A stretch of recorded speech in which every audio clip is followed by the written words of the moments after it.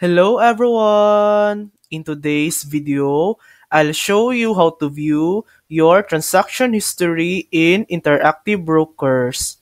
This is really useful if you want to keep track of your trades, deposits, or withdrawals. First, log in to your Interactive Brokers account using your desktop or web browser. Make sure you're signed in into the correct account you want to check.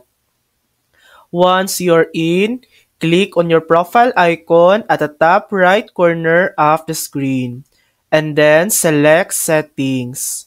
Inside your account settings, scroll down and look for the section called Performance and Reports. This is where all your account activity and data are stored. Next, click on Transaction History.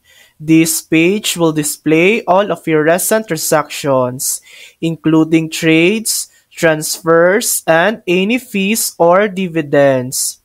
To make it easier to find specific transactions, you can filter the list by time period.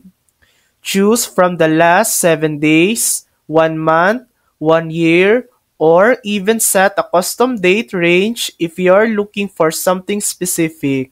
You can also export your transaction history as a report if you want to save a copy for record keeping or tax purposes.